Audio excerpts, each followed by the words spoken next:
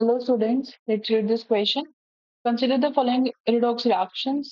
एक डाइक्रोमेट है, ferrous ion है, राइट, ऑक्सलेट है, परमैंगनेट है, ठीक है, और एसिडिक मीडियम यूज हो रहा है, ठीक है। हमें क्या बताना है? Total number of E molecules producing both reaction Z plus Z dash, मतलब हमें Z और Z डैश बताना है, ठीक है। तो ये जो क्वेश्चन है हमारा, basically it belongs from the redox reaction chapter, right?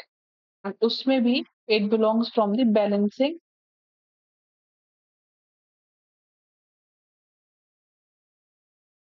of redox reactions in acidic medium का पार्ट है ये, ठीक है।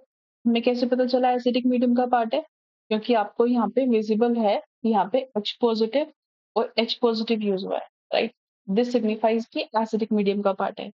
अच्छा, इसमें देखो प्रोडक्ट्स में A है, C है, B है, D है, लेकिन E और E है, मतलब यहाँ पे दोनों में ई और ई कॉमन है, तो हमें उसका स्टोइचोमेट्री ढूंढना है जिनमें इन दोनों रिएक्शन में जो कॉमन होगा, राइट। बेसिकली कॉमन क्या होगा, खुद सोचो। यहाँ पे क्रोमेट है, डाइक्रोमेट है, इसका कोई यहाँ पे जो इसका ये रिड्यूस होके क्या जो बनेगा वो बनेगा, आयरन ऑक्सीडाइज होके बनेगा। यहाँ पे क्या होगा, वाटर होगा। सिमिलरली ऑक्सलेट से कार्बन डाइऑक्साइड बनेगा, MnO4 नेगेटिव से MnO2 बनेगा, N2 पॉजिटिव बनेगा, एंड यहाँ पे क्या बनेगा, वाटर बनेगा, राइट। तो बेसिकली हमें वाटर के ही निकालने हैं। बाकी हाँ, हम अभी प्रॉपर बैलेंसिंग करेंगे तो आपको समझ में आ जाएगा कि वाटर कैसा है, राइट। चलो स्टार्ट करते हैं। तो यहाँ पे हम एसिडिक मीडियम, पहले रिएक्शन 1 की बात करते हैं, फिर रिएक्शन 2 की बात करेंगे। तो Cr2O7 2 नेगेटिव है, राइट। ये ऑक्सीडाइज होगा किस, ये ऑक्सीडाइजिंग एजेंट है तो खुद रिड्यूस होता है, खुद रिड्यूस होगा ये Cr3 पॉजिटिव में। यहाँ पे इसकी ऑक्सीडेशन स्टेट क्या है, यहाँ पे इसकी 7 2 14 into 12 डिवाइडेड बाई 2 प्लस 6 है, यहाँ पे प्लस 3 है। जिनको ये समझ नहीं आया कैसे आया, मैं इलेबोरेट कर देती हूँ। Cr2O7 2 नेगेटिव है। लेट अस एज्यूम कि क्रोमियम की जो ऑक्सीडेशन स्टेट है वो x है, तो 2 क्रोमियम है हमारे पास, 2x प्लस 7, ऑक्सीजन की -2 और ओवरऑल -2 है, सो 2x minus 14 equals to -2। 2x की वैल्यू कितनी आ गई, -2 प्लस 14 विच इज 12, राइट। तो x की वैल्यू +6 आ गई, ऐसे निकालते हैं। बाकी try to increase your speed, कि ये सब लिखना ना पड़े, आप एग्जैक्टली इसको देख के सॉल्व कर लो, ठीक है, because you have to save your time, ठीक है। अब यहाँ पे इसकी +3 है, तो यहाँ पे क्या हुआ, basically decrease in oxidation state. कितना डिक्रीज हुआ, 3 का डिक्रीज हुआ, राइट। इसका एन फैक्टर निकाल देते हैं, राइट। इसका एन फैक्टर कितना है, 3 minus 6 into 2, right. Oxidation state of product minus reactant into the number of atoms in the reactant, ठीक है। तो ये -3 मैग्नीट्यूड लेना है, so 3 इंटू 2 6 आ गया, ठीक है। अब आयरन की बात करते हैं। Fe2 पॉजिटिव हमारा ऑब्वियसली ऑक्सीडाइज होगा किसमें, Fe3 पॉजिटिव में। वेट का चेंज आ रहा है, यहाँ पे +2 है, यहाँ +3 है, तो स्कैन फैक्टर कितना हो जाएगा, रिएक्टेंट में 3 और प्रोडक्ट में 3 है, रिएक्टेंट में 2 है, और एक ही एटम है आयरन का लेफ्ट हैंड साइड में, यानी रिएक्टेंट में, तो इसका एन फैक्टर हो गया 2। क्या करते हैं, Cr2O7 2 नेगेटिव और Fe2 पॉजिटिव, इनके एन फैक्टर कितने कितने हैं, इनके एन फैक्टर है 6 एंड 2, तो हम क्या कर देंगे, क्रॉस क्रॉस कर देंगे। हम यहाँ इसको रिड्यूस करके 3:1 भी लिख सकते थे, लेकिन आप यहाँ देखो, यहाँ 6 लिखा हुआ है, राइट। इसका मतलब हमें ये रिड्यूस नहीं करना, तो ये क्रिस्टोस हो जाएगा, तो ये क्या हो जाएगा, 2 Cr2O7 2 negative plus 6 Fe2 positive, right. अब करते हैं बैलेंसिंग, एंड अब हमारे पास हो जाएगा proper complete, right. Cr2O7 2 negative किस में जा रहा था, Cr3 पॉजिटिव में जा रहा था, और Fe2 पॉजिटिव जा रहा था Fe3 पॉजिटिव में।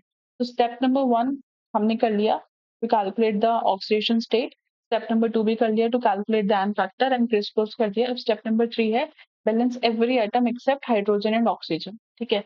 तो यहाँ पे क्रोमियम 4 है, यहाँ पे क्रोमियम 4 कर देते हैं, यहाँ पे आयरन 6 है, यहाँ पे आयरन 6 कर देते हैं, ठीक है। नेक्स्ट स्टेप है टू बैलेंस ऑक्सीजन, राइट। अब ऑक्सीजन यहाँ पे कितना है, 14 है, राइट। यहाँ पे कितना ऑक्सीजन है, यहाँ पे 14 ऑक्सीजन है, राइट। 14 नहीं है, 1 है, 3 माइनस 2 इंटू 1 1 है, राइट। यहाँ पे भी 1 है, राइट, तो यहाँ पे भी 1 आ जाएगा। तो यहाँ पे कितना ऑक्सीजन है, 7 ऑक्सीजन है, तो यहाँ पे हम 7 वाटर ऐड करेंगे।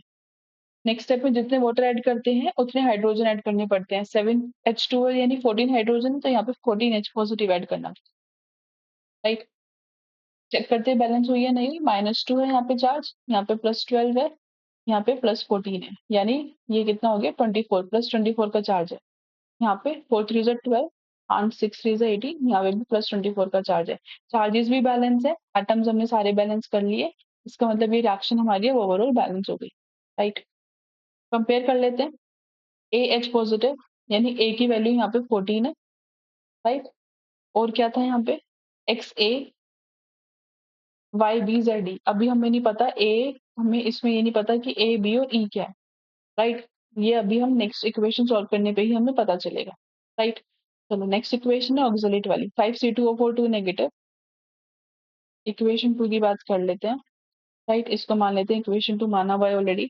और MnO4 नेगेटिव है, MnO4 नेगेटिव एसिडिक मीडियम में रिड्यूस होता है Mn2 पॉजिटिव। इसकी ऑक्सीजन स्टेट 4 2 0 1 +7 है, उसी तरीके से करना है जिस तरीके से मैंने आपको ये वाली बताई थी। और ये +2 है, तो इसमें n फैक्टर कितना है इसका, n फैक्टर है 2 -7 और एक ही एटम है तो 5, राइट। फिर है ऑक्सलेट C2O4 2 नेगेटिव, ये ऑक्सीडाइज होगा कार्बन डाइऑक्साइड में। यहाँ पे 4 2 8 और 2 6 डिवाइडेड बाय 2 +3 है, यहाँ पे +4 है, तो इसका n फैक्टर कितना हो जाएगा 4 -3 × 1 विच इज 1, राइट। ठीक है, यही होगा। अब देखते हैं यहाँ पे ऑक्सलेट में तो 2 है, यहाँ पे 2 कार्बन है, इंटू 2 होगा, right. N factor criss cross हो जाएंगे, राइट, क्रिस क्रॉस हो जाएंगे एन फैक्टर इनके, राइट। लिख देते हैं यहाँ पे, ठीक है, मतलब ये 5 वाला यहाँ पे आ जाएगा इस रिएक्शन में। चलो इधर लिख देते हैं, MnO4 negative C2O4 2 negative, N factor इसमें 5 है इसमें 2 है, क्रिस क्रॉस हो जाएगा, तो मेरे पास आएगा 2 MnO4 नेगेटिव और 5 C2O4 2 नेगेटिव, राइट। किसमें हो रहे हैं ये ऑक्सीडाइज, C2O4 नेगेटिव तो कार्बन डाइऑक्साइड में हो रहा है और MnO4 नेगेटिव रिड्यूस हो रहा है Mn2 पॉजिटिव में। चलो 2 स्टेप्स कर लिए, पहला step calculation of oxygen state, दूसरा step calculation of n factor in criss cross, third step है balance every atom except hydrogen and oxygen, right. तो यहाँ पे देखो 2 मैंगनीज है, 2 मैंगनीज ऐड कर दो, 10 कार्बन है, यहाँ पे 10 CO2 ऐड कर दो, ठीक है। अब नेक्स्ट स्टेप क्या है, बैलेंस ऑक्सीजन, यहाँ पे 2 4 से 8 ऑक्सीजन है, यहाँ 5 4 से 20 ऑक्सीजन है, या 10 2 से 20 ऑक्सीजन है, यानी 8 ऑक्सीजन की कमी है तो 8 वाटर ऐड कर देंगे, राइट। ओके, ऑक्सीजन भी बैलेंस हो गया। अब हमें हाइड्रोजन बैलेंस करना है, राइट। यहाँ पे 16 हाइड्रोजन है तो यहाँ 16H पॉजिटिव ऐड कर देंगे, राइट। अब चेक करो कि चार्ज बैलेंस हुआ या नहीं हुआ, -2 -10 +16 यानी +4, इधर +4, चार्जेस भी बैलेंस है, राइट। मतलब ये रिएक्शन हमारी बैलेंस हो चुकी है, राइट। अब आप कंपेयर कर लो, देखो यहाँ पे क्या है ABCD और EOD, तो देखो बहुत ध्यान से देखो, यहाँ पे Cr FeCO2 Mn2 अलग अलग है, सिर्फ वाटर और वाटर सेम है, यानी जो वाटर है आपका ये E है, ये जो वाटर है आपका ये E है, और अगर ये E है तो ये जो आपका 7 है और ये जो आपका 8 है, ये आपका क्या है, ये 7 और 8 आपके क्या क्या है, ये आपका Z है और ये आपका Z डैश है। तो हमारा Z एंड Z डैश कितना हुआ 7 + 8 जो कि हो गया 15, राइट। तो हमारे पास 15 E है total, right. Total number of E molecules, total number of E molecules कितना आया हमारे पास 15 आया, right. I hope it's clear to everybody, that's how we solve this types of questions. हमारा आंसर कितना है, हमारा आंसर है 15, okay. Thank you, keep studying.